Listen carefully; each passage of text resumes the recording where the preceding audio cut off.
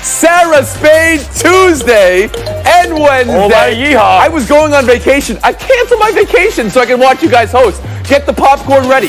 Here are the tips. Here's how I score the show. Number one, Part of the interruption, but I'm Frank Isola, or as I'm known in the industry, Phil and Frank. That's cool. That's good. I'm Tony Kornheiser, or as I'm known by my barber, not much to work with. I just like, do you wear them all the time? No, I want people to recognize me, so when I walk around the streets, people say to me, it's Phil and Frank. In Canada, they recognize me. But not with the glasses? So, I mean, if you put them on, do you think that they'd recognize you more? Less. That's why I don't wear the sunglasses. Oh, no. You got to go the other way. You got to Give me a couple of years. When I'm in the Hall of Fame, I'll do it. You're not in any halls of fame? Not yet. Even your high school? Not yet. Not even your high school? That's horrifying. Welcome to PTI, boys and girls. Wilbon tried, but he couldn't handle a whole week of work. So I'm joined by our good friend from The Athletic, Mr. Frank Isola. Not your college, not your high school? Not yet. Nothing really. We begin today with a new patch and the crazy quilt of Antonio Brown. Adam Schefter of ESPN says that Brown has told the Raiders he will not play football any longer unless he can wear his old helmet. Brown's old helmet has been banned because it does not meet safety standards the NFL endorses.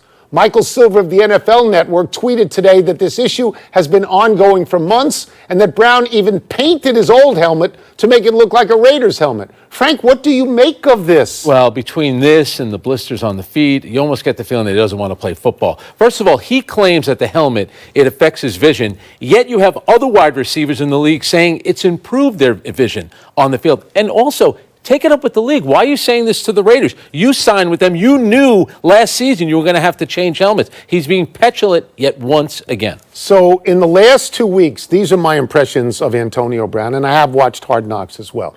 One is he comes in a hot air balloon, which says, look at me. I'm a diva wide receiver. I am literally above your rules. And then you hear this crazy story that he's in France to get cryogenic therapy. Now, the ice isn't good enough here. He's got to go to France, and he's wearing the wrong shoes. He's got these terrible blisters. Now we get this. He doesn't want to wear a safe helmet. He wants to wear it is so clear that he considers himself above and beyond any rules. In the old days, Frank, the Raiders would welcome people like that. But in John Gruden's second year, that's not good. No, this can't be good. And Tony, remember last season, the final game of the season, the Saturday walkthrough didn't show up, and then he left. Now, he wasn't going to play in the season finale, and he left the game early. To me, he got the 3-year, $50 million contract from the Raiders. He's got paid. I don't think he wants to play. He's got talent. By the way, the union... Who's going to have to give the money back if he doesn't play because of a rule like this that's about safety? He'll have to give the money back. The union approved this. You can't... we go around all the time talking about player safety. The league is doing something about it. You have one player in the NFL complaining about it. It's all news all the time with this guy. Who's laughing the most? The Pittsburgh Steelers are laughing the most because he's away from them. He's somebody else's headache. And again, fantastic talent. He's the best. 837 receptions for his career, 11,000 yards he has. Well, you know how many he's going to have in the new helmet? He's going to have 0. You can't see. We move now to last night's NFL preseason games. So I like to call them exhibition games. Somebody wrote that word in. The 11-game slate gave us the debuts of all 3 first-round quarterback picks. Kyler Murray of Arizona, Daniel Jones of the Giants, Dwayne Haskins of the Redskins. I watched that one. Frank, let's start with Daniel Jones. What, if anything, did he prove last night? He proved to me that on one series with scripted plays, maybe against a defense that doesn't have all its starters, he can throw the ball. To me, they did everything safe. He threw everything outside, mostly short passes. To me, it was the same thing with Kyler Murray. I understand why they're doing it, but it's still only one series that they're playing on mostly scripted plays. So you live in New York, and I used to. This is very bad for Eli Manning. This is very bad for Pat Shurmur. One playoff series? One series? Yes, because he looked good. He found receivers. There's all sorts of statistical analysis that they weren't even open when he let the ball go and he got it in there anyway. Eli Manning was there for 3 plays, completed 1 pass for 3 yards. They're going to boo him.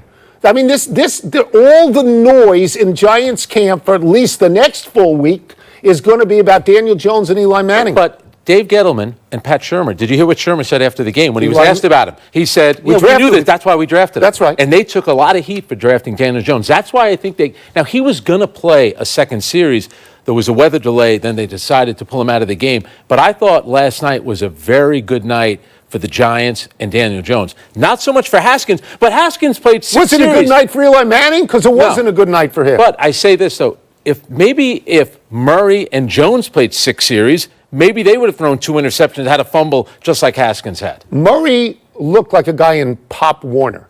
He's tiny. Yes. But he's been tiny and fast his whole life, and he can throw it. I don't worry about him. Haskins came in, watched that game.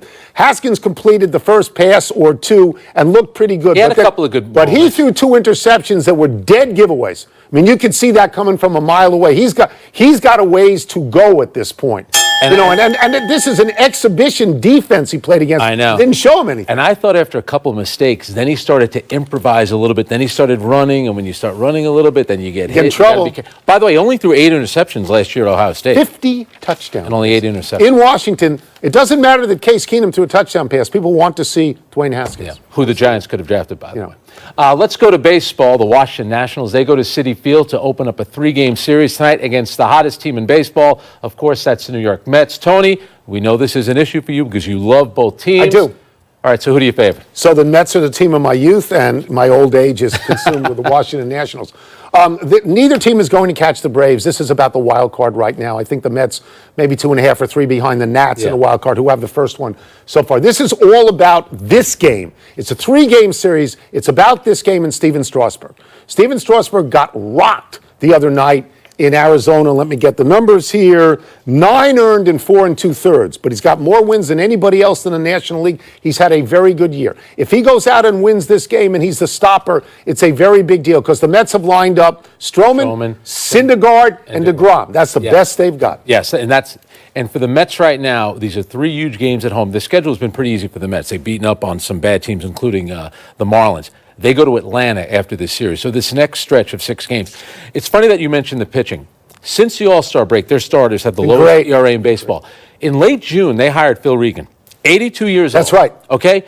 You know how many people, it was so, you want to mock the Mets, go right ahead. People were mocking Phil Regan, and I get it. Anybody over the age of 40 kind of looks ridiculous in a baseball uniform, but they made it seem like, how can you go out and do this? Their pitching has been very good since he arrived. Here's a guy who, by the way, was a teammate of Sandy Koufax. He knows a lot about baseball. For people to mock him, to me, that was disgraceful. Get on the Mets all you want. To go after an 82-year-old guy who's a pretty smart baseball go after guy the manager and the GM, but it's working out for them, too. Yeah. The Nats, this is the last 3 games of a 9-game road trip. They're 4-2. You win one of these, you look like your road trip was very good. But I believe it has to be the Strasburg game because Max Scherzer, their best pitcher, has had 1 start since the All-Star game. I think he's missed 6 starts now.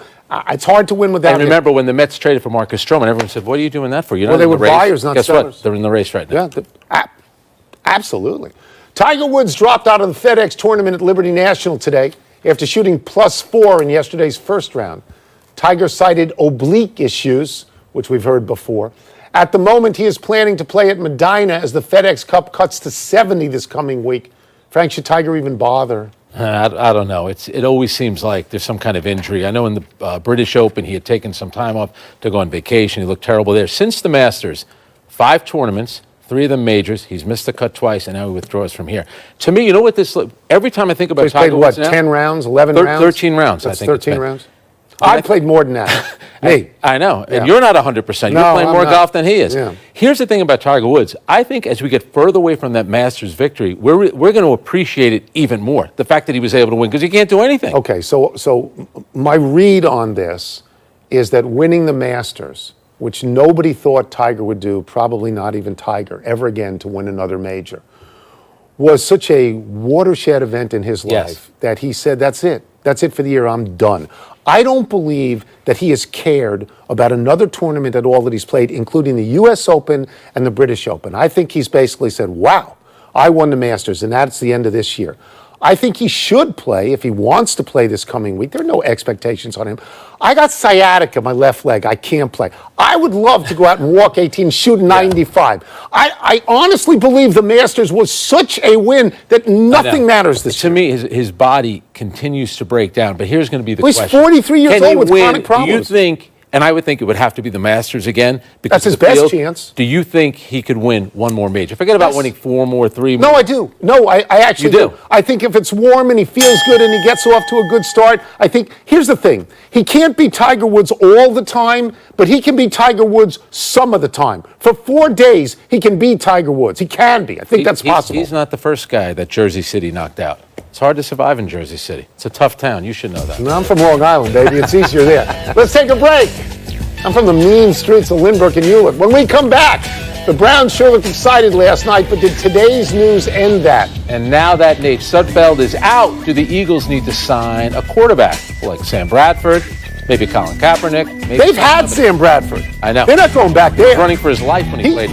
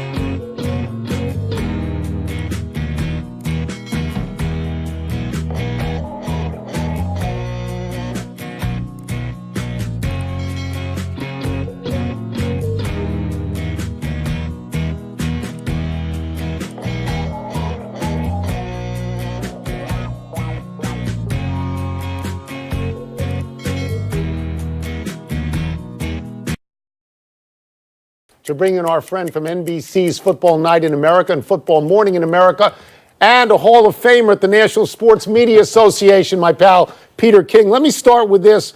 Antonio Brown is reportedly not going to play if he can't wear his old helmet, which has been banned. What do you make of this?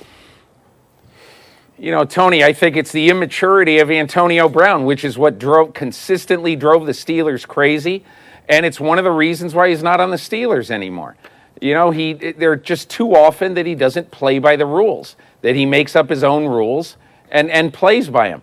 On any given week in the NFL this year, what Antonio Brown is trying to do, he's trying to say that, okay, I know 1,695 football players in this league have to wear helmets that are designated to be safe by the National Football League, okay, and the NFLPA, I might add. This is not a dictatorial thing by the NFL. The NFLPA has agreed to this 100%. And then there's one player, Antonio Brown, who has to wear an old helmet that is not deemed safe by the NFL and NFLPA. It's nonsense. Peter, I know you addressed it on a podcast, the whole situation with the helmet. What is it about this helmet that the NFL wants all their players to wear? Look, Frank, here's the deal. The NFL and the NFLPA have examined and tested every helmet on the market, including those made by a visionary new helmet manufacturer called Visus in Seattle. And they have tested all of these helmets, and they have basically said, okay, NFL players, you can wear these X number of helmets, Riddell, Schutt, Visus helmets. You can wear these. These are good. And these other ones that many players have been wearing for years and years, these we don't approve. There's various manufacturers and various styles of helmets. Last year, players had any helmet could be grandfathered in for one more year. Tom Brady had a helmet that wasn't approved. Aaron Rodgers had a helmet that wasn't approved. And Antonio Brown obviously had a helmet that wasn't approved. And they were told by the NFL this year, 2019, no more grandfathering in. The NFLPA agreed. And so everybody now, and again, I've heard nothing about Brady. I've seen Rodgers wearing a new helmet. I don't know that Brady is. I assume he is. He's a pragmatist. You know, he lost the fight. He can't wear his old helmet. So I just think what has happened here is the NFL, which last year, Frank, saw a 24% reduction in the number of concussions from 2017 to 2018, they're not backing down for any one player. And if they let Antonio Brown break the rules on this, what's to say Tom Brady or any one of the 32 that ended last year grandfathering in their helmets, who's to say that they wouldn't say, hey, I want to wear the helmet I want to wear? All right, let's get off Antonio Brown and helmets for a second and get to Andrew Luck and calf injuries. He'll be out for at least the next 3 practices with his calf injury. Frank Reich says he's still feeling pain. How concerned are the Colts over this situation with their great quarterback? You know, I talked to Reich on Sunday. I talked to GM Chris Ballard on Sunday at their camp, and I talked to Andrew Luck. Andrew Luck is absolutely unequivocally unconcerned about it, even though there's a football game 4 weeks from this weekend that he's going to have to be ready for. The thing that would bother me a little bit, Tony, is that this has bugged him since April, and it hasn't gone away. The MRIs say it's not severe, say it's a strain. He's had 3 MRIs. He told me, Luck said, I'll be there opening day. You got to take him at his word, but I just know this, that if he can't move around in the pocket, you know, he's already slow anyway. And if he can't move around in the pocket, that's going to be tough. That offensive line is going to be really challenged to keep him upright all season. All right, Peter, the injuries are already starting in the preseason. Eagles backup Nate Sudfeld, he broke his wrist. Any chance at all that they may pursue Sam Bradford? What about Colin Kaepernick, still out there, obviously? I don't see it, Frank, because, word this afternoon is that Sudfeld probably will be back sometime, maybe late September. So I think they're willing to have Cody Kessler be the backup for at least the first maybe 3 weeks of the season. But I will say this. The backup quarterback position is most important of all 32 teams. It's most important in Philadelphia. This is a Super Bowl roster with a quarterback who's been lost for the season 2 years in a row in December. They got to have an important backup quarterback there. That's why Sudfeld, even though nobody knows who he is an important guy. He's totally trusted by Doug Peterson. The Browns had the enthusiasm of a college team last night. I watched that game against Washington. Then Antonio Callaway gets suspended 4 games today. Wilbon, who normally sits here, thinks the Browns are total hype. Can't stand the Browns. Are they real or are they fragile in your mind? Tony, to quote Jerry Seinfeld, they're real and they're spectacular. Look, I don't know right now if they're going to win 12 games. I think the Steelers, I'd give them a slight edge in this division. But I just want you to imagine this.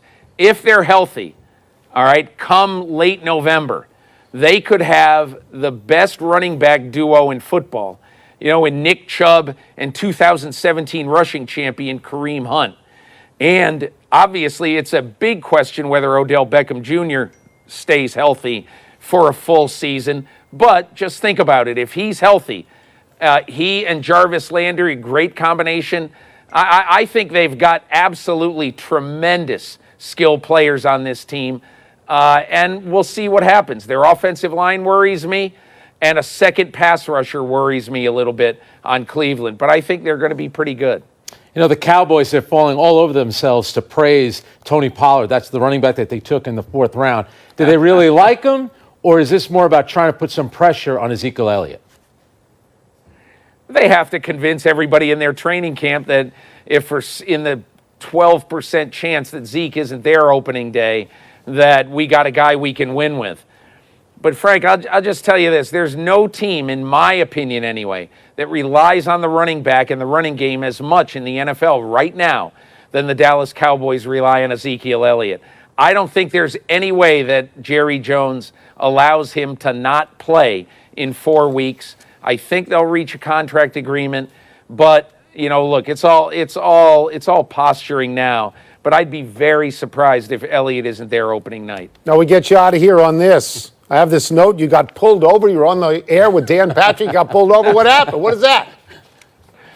Oh, I made a dumb mistake. I was returning a rental car. I live in Brooklyn now, Tony.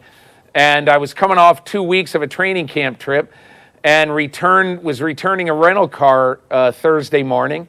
And stupid me, I'm on the phone. I shouldn't have been on the phone. And I had to hang up on poor Dan Patrick because cop pulled me over and wrote me a ticket, rightfully so. It's fabulous.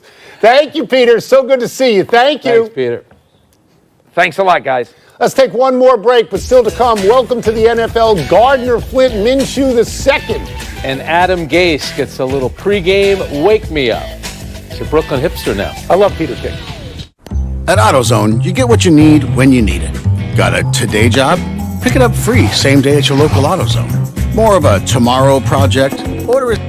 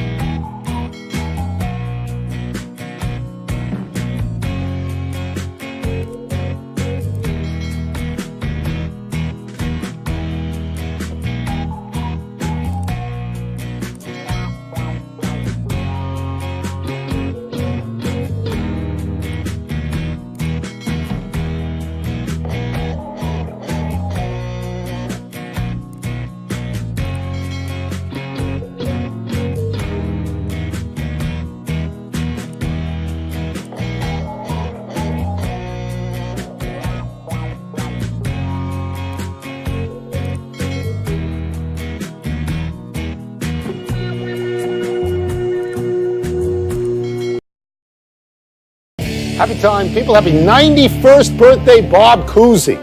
Long before Steph Curry, long before Magic Johnson, long before Pete Maravich, there was Bob Cousy. That's right. In the early days of the NBA, Cousy was even called the Houdini of the hardwood. In fact, Bob Cousy and Bill Russell were the mainstays of the greatest NBA dynasty of all time, the Boston Celtics of the 50s and 60s. Andrew Jackson High School in Queens. Yes. That's where we went. Lloyd Daniels and one of your guys, L.O. Cool J. He is a very nice guy, Bob Cousy, a broadcaster for 100 years. Yep. Happy anniversary, David Wright. On this day 14 years ago, Wright made this spectacular barehanded catch on a soft blooper over his head in San Diego. In his first 7 years with the Mets, Wright put up near Hall of Fame numbers, 305 batting average, 24 homers, 95 RBI, and then due to injuries and aging, Wright fell off the map. Played 2 games in 2018 and then retired.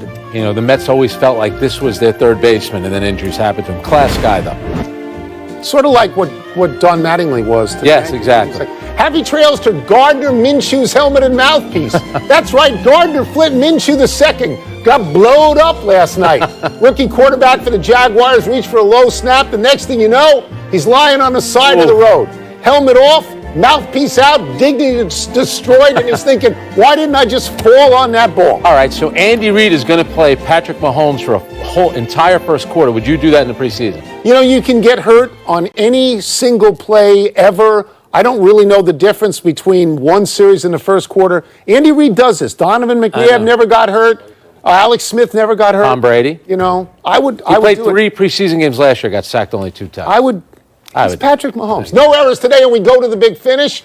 Adam Gase appeared to sniff smelling salts last night. Look at this. Whoa, is that okay with you? I think it's great. It kind of fits his personality. Javi Baez batted lefty for the first time against a position player pitcher. He flew out to center.